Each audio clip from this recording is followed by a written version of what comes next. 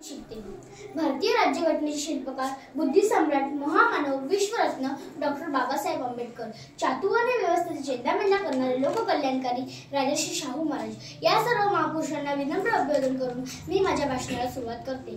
मृत्यूच्या मैदानात मर्दाच्या मनगटात ध्येयाच्या धुंदीत झुंज करून स्वराज्य निर्माण करणारे छत्रपती शिवाजी महाराज, जुलमी जाते वाद्यांवर दंड ठोकून बंड पुकारणारे महामानव राष्ट्रपिता महात्मा ज्योतिबा फुले। श्रोते ही तो का 150 वर्षांपूर्वीचा छत्रपती घराणे पोरके झाले होते। राज्य होते पण कर्तबगार राजस्य नव्हतं, मंदिर होतं पण गाभाऱ्यात देवच नव्हता। कोल्हापूर संस्थानच्या इतिहासात एक अधादिवस नांदत होता व करवीच्या प्रजा महालक्ष्मीला सापड होतं। आमच्या अस्मितेचे रक्षण करणारा छत्रपती आम्हाला लाभू दे।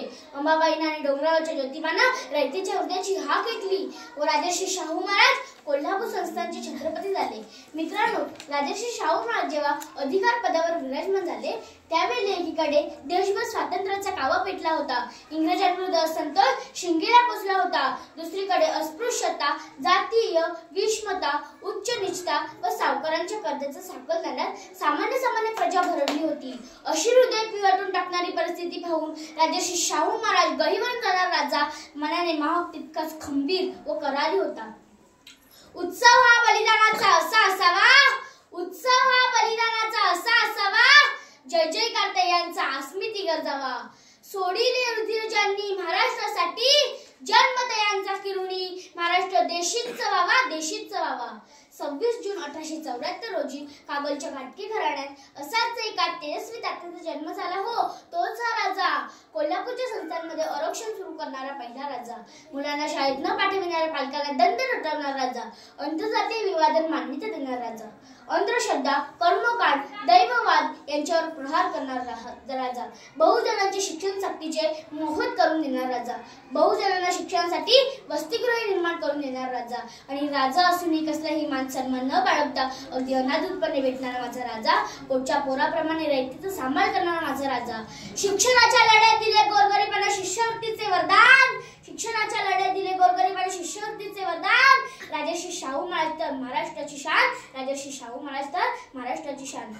मित्रांनो, राजर्षी शाहू महाराजांचे व्यक्तिमत्व हे बहुआयामी होऊन त्यांचे कृषी धोरण, बहुसल्ले, विचार हे पूर्वगामी व लाख मोलाचे होते। 1902 मध्ये त्यांनी युरोप दौरा केला, तिथल्या भौतिक परिस्थितीने प्रभावित झाले। युरोपातील धरणे पाहून राजर्षी शाहू महाराजांना असे वाटले की आपणही आपल्या भागात अशी धरणे म्हणून आपले नाव का संपन्न करू नये। यातूनच घडला आजचा, कालचा, उद्याचा संपूर्ण महाराष्ट्र।